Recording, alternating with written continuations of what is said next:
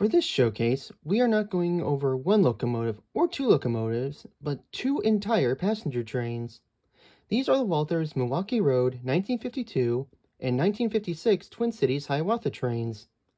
These are from Walther's most recent run back in 2020, and it is one of my favorite sets. The Milwaukee Road's Twin Cities Hiawatha train started in 1935 with the introduction of the Class A locomotives. The train ran from Chicago to the Twin Cities, Minneapolis and St. Paul, and has been one of the Milwaukee Road's most famous lines. The line started with the morning Hiawatha, and in 1939, the Milwaukee Road would introduce the afternoon Hiawatha. However, this iteration of the train is the ending era stretching from 1952 to 1970. The train at this time usually consisted of three FP7 locomotives, those consisting of the A and B units.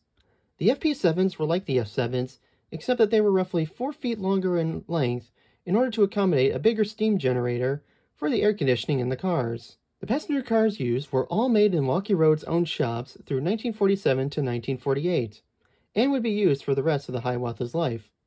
Those cars would be the Express, Baggage, 498 and later 535 series of passenger cars, the Tap Lounge, Diner, Parlor, and finally the iconic Skytop observation car. It was not until 1952 the train would receive the Superdome car, which was made by Pullman. In 1955, the Union Pacific would form an agreement with the Milwaukee Road. From what I understand, the agreement was that since the Milwaukee Road reached further east than the Union Pacific, they would take their trains further eastward. The requirement was that the Milwaukee Road had to have coaches to spare and in the same color as the Union Pacific. As such, the Milwaukee Road repainted their fleet to match the Union Pacific colors. The afternoon Hiawatha would end on January 23, 1970, while the morning Hiawatha would continue until 1971, with the last run being April 30th, 1971. The train would then be merged into Amtrak that same year. The locomotive comes in a large gray box with a large window to see the locomotive. The front of the box has the Walther's Proto logo written in white and gray and other text. The back of the box is white with the Walther's Proto and a lot of text on product info. On the left side of the box, we have again the Walther's Proto logo, and on the right side, it is either blank or has the product info. The reason for this is that the blank sides were a 2-pack with the A and B unit, while the sides with the locomotive info was a single piece. On the blank ones, I just put a little label on which loco box it is. The top and bottom of the box has the Walther's logo. The box can be opened by opening the left or right side of the box. The locomotive can be pulled out and is in a large styrofoam box. Pull the locomotive out of the styrofoam and then slide it out of the plastic box. Next, just pop off the tab here and you can now access the loco. The passenger cars come in a gray box with a large window to view the car. The front of the box is relatively the same as the loco. The back of the box is like the loco box, with just the info being about the passenger car specs. The top and bottom of the box has the Walther's Proto logo. The left side of the box has the Walther's Proto logo, while the right side has the coach info. The right side is also taped shut. The car can be accessed by opening up the left end. As stated before, the other one is taped shut. Next, just simply slide the car out, and after that, just pop the plastic lid off and you can now grab the car. As stated before, the locomotives used for this Hiawatha are the FP7 A and B units, with another A being labeled as a C unit. The locomotives I have are the early orange scheme and the Union Pacific yellow scheme. The first paint scheme I have for the A and C unit is the early Milwaukee Road orange scheme with the maroon stripe with a black border. The roof and underbody of the logo is painted black, and this scheme did not run with the Hiawatha with the dome car, but I got it because you don't see this scheme that often. For printing, on the front of the loco, we have the Hiawatha logo. On both sides of the loco, we have the loco number printed in maroon, and on the cab sides, we have the General Motors logo and 15EP-4 printed. The B unit shares the same paint scheme as the A and C, and as for printing, we have the Milwaukee Road and loco number printed in maroon. The 1956 paint scheme is the Union Pacific yellow scheme. On the A and C unit, the body is painted yellow with red lining on the bottom and the roof. The roof, pilot, and the diaphragm are all painted gray. The hood of the loco is painted green, and the underbody and trucks are painted silver. As for printing, we have the Milwaukee Road logo clearly printed on the front and cab sides of the loco. The loco number is printed below the logo on the cab, and below the number, we have an F for forward, 15 EP, and the General Motors logo. On the body, we have the Milwaukee Road printed in red Union Pacific font. The B unit shares the same paint scheme as the A and C units, and as for printing, we have a small F in the front, the Milwaukee Road, and loco number printed in red. The A and C units for both eras are similar in detail, but have a few differences. To start off, the models are made of plastic, but have a very heavy die-cast chassis. As for details, starting at the bottom, we have the trucks. The trucks are made of plastic, with molded and separately applied details. Separately applied are the pistons, ladder, axle ends, and on the front truck, the speedometer. Sitting between the trucks, we have the fuel tank. Despite how it looks, the fuel tank is actually made of separate pieces assembled together. The early version has skirting over the tank, while the 1956 version does not. Moving up to the main body, we have tons of separately applied and what I believe are metal handrails. On the top of the body, we have separately applied etched grille, molded into the body. We have paneling with rivets and some vents. There are also 2 windows on each side. Moving to the front, we have the cab.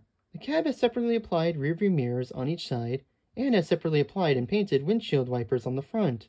On the 1956 version, we have what I believe is a stepboard on the left side. Inside the cab, we have factory-installed crew with cab detail, though it's hard to see on camera. On the front of the loco, we have the number boards and headlights. On the 1956 version, we have these 2 protruding pieces. On the bottom of the loco, we have the pilot. The pilot has 2 options, either for having the front coupler out or closing it off. For the A units, being the lead units, I close the coupler off. To close the coupler off, you first have to unscrew and take out the coupler box. Once it's out, you just have to slide these 2 pieces into the gap. The back of the loco has a non-operable diaphragm and a backup light. At the bottom, we have separately applied brake pipes and other brake work. The roof of the loco features a slew of separately applied details. The top of the cab has more handrails and the horn. The 1952 version has 2 horns, while the 1956 version has a single horn with a cover in front of it. Sitting behind the cab, the vents have separately applied vans and vent covers. They are non-operable though, and there's also tons of molded rivet detail on the roof. In the back of the 1952 version, we have some other miscellaneous details that I could not find the technical terms for.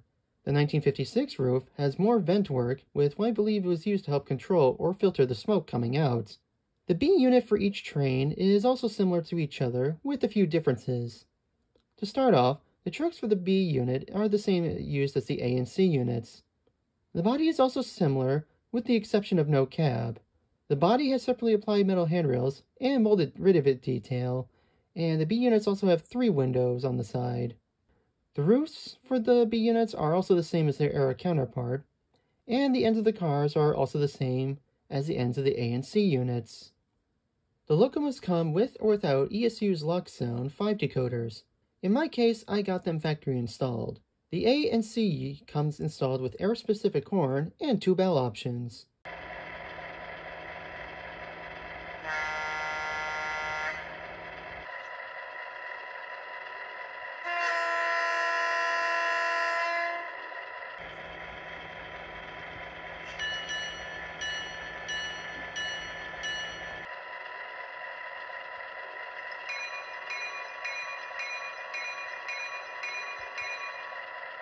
As for lighting, we have 3 lighting features. First, we have the headlight and backup light.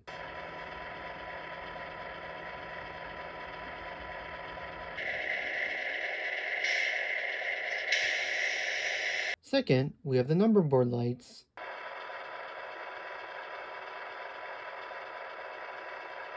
And lastly, we have the Mars light.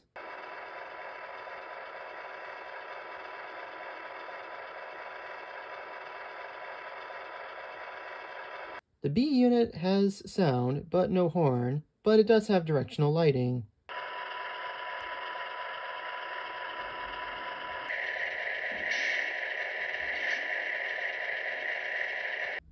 As for passenger cars, the train features a total of 9 different passenger cars. Those being in order, the express car, baggage car, 498 or 535 coaches, tap lounge, superdome, diner, parlor, And finally, the iconic skytop observation. For this run, Walther sold these cars for both schemes unprinted, printed, though with one number or name for each car, and a deluxe set featuring printed cars with installed figures and lighting. The 1952 Consist is painted in a modified orange scheme. The scheme is similar to the original orange, but just a bit darker. Running along each car is the maroon stripe with a black border. The windows are tinted blue and have a black outline.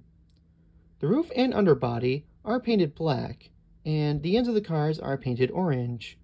Printed in maroon, we have the Milwaukee Road on top of each car. On the 498, 535, Tap Lounge, Superdome, Diner, Parlor, and Observation coaches have the Hiawatha logo. The car numbers are printed above the doors or in the corners. The 1956 Consist is painted in the Union Pacific yellow. Bordering the top and bottom of the yellow is a thin red stripe. The windows are tinted blue with a black outline, and the roof is painted gray, while the bottom below the red stripe is also gray. The underbody is gray with silver trucks, and each end of the car is also painted gray. Printed in the same red, we have the Milwaukee Road on top of each car, and the coach numbers are printed in the same red and are in the center of the car, excluding the Express, Superdome, Parlor, and Observation. All the cars are made of plastic, with varying details between them. However, they all do share some similarities. One thing to point out is these coaches are heavy and have some drag, but if you use the Walther's locos, they can pull them with ease. To start off, all coaches come with separately applied metal handrails on the body. On the 498, 535, Parlor, and Skytop, we have little step ladders by the door. All coaches also feature metal trucks with metal wheels for pickup lighting. The trucks also have separately applied brake work made of plastic. Underneath the coaches, we have tons of separately applied parts, though some of these aren't fully molded. On the Express, Baggage, Tap Lounge, and Diner coaches, we have brake wheels. Also on each car, we have operating diaphragms, except for the baggage car. Despite having many similar details, each car also has some defining features that make them stand out from the rest. First up, being the shortest car of the train, we have the Express car.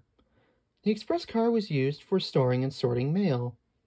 Unique to this car is the mail catcher and bar that goes over the doors. These are separately applied pieces that you have to put on yourself, and I kinda messed up on the yellow one.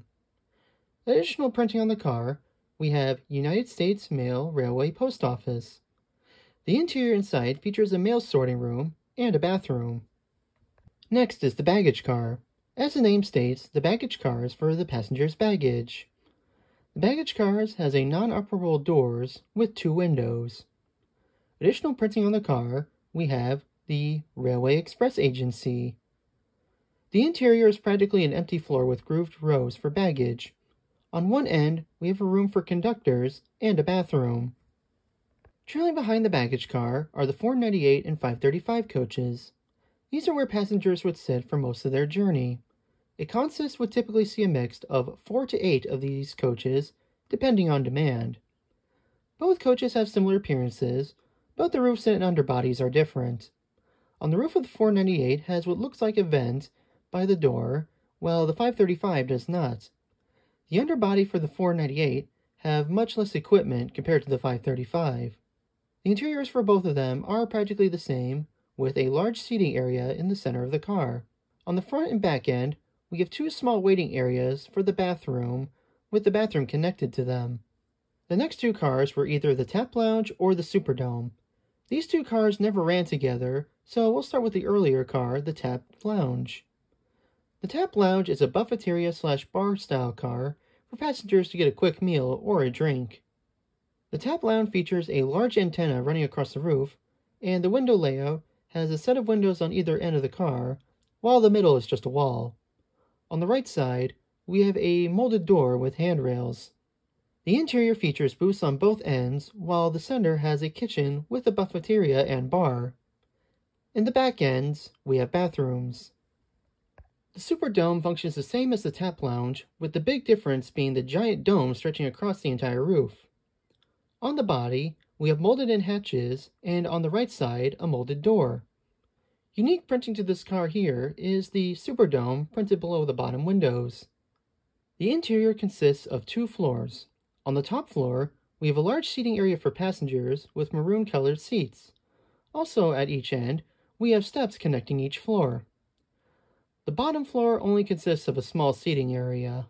Behind either the Tap Lounge or the Superdome is the diner car. The diner car is where passengers can sit down to have a proper meal. The diner is positioned where the kitchen faces forwards, so passengers in the parlor and observation car have easier access to the dining room. Unique to the diner, the roof has the kitchen vents. The windows on the car are also longer than normal, and on the left side of the body, we have a molded door. The interior has a large dining area for passengers, and on the other end, we have the kitchen with some sinks and dishes. Behind the diner is the parlor car. The parlor car is similar to the 498 and 535 coaches, with the big difference being is the windows. The windows on the parlor are more grouped together and has a circular window on the body, while the 498 and 535 does not. Additional printing to this car is the name of the car, and in my case, Gallatin Valley on the 1952 car, while the 1956 car has Wisconsin Valley. The interior has a large area with rows of swivel and reclined chairs. On the one end, you have a bathroom and a room with a desk. On the other end, you have another separate waiting room and another bathroom. And finally, at the end of the train, we have the Skytop Lounge observation car. The dome features the Hiawatha nameplate wrapping around the dome. Also in the back, we have a non-operating Mars light. Additional printing like the parlor, the observation car has unique names. In this case, for the 1952, we have Priest Rapids, while the 1956 has Del Rapids. The interior of the car features a lounge seating area, seating in the dome area, and on the other end, we have a separate room and bathroom. One inaccuracy is that the steps on the 1952 scheme are black instead of orange. This is probably some laziness on Walther's part, as the excursion version has black steps, and just decided to use the same steps for both. As mentioned earlier, the trucks are made of metal for pickup lighting. As of now, I have the orange set fully lit except for the express and baggage, and as for the yellow, I do not have any lighting kits installed. For this running session, I'll be running both on a large double loop track. While I would normally use the small loop set up in my room, the cars cannot navigate 22 inches curves well and tend to derail.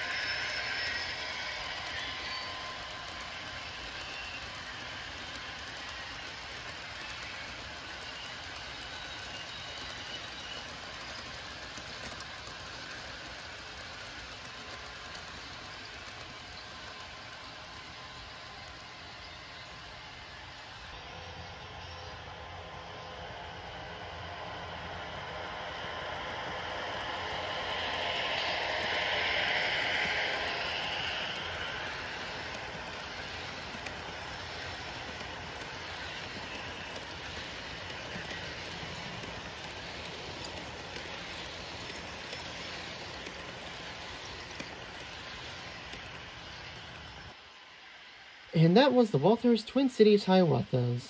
As stated before, this is one of my top favorite sets in my collection. If you're interested in this set, you can find some of the deluxe cars and locomotives on sites like Train World. Getting any other cars, you will have to find at secondhand sources. Keep in mind, Walther's has done 2 runs of this, so if you want the more accurate schemes, look for the ones in the gray boxes. Thanks for watching, and see you in the next one.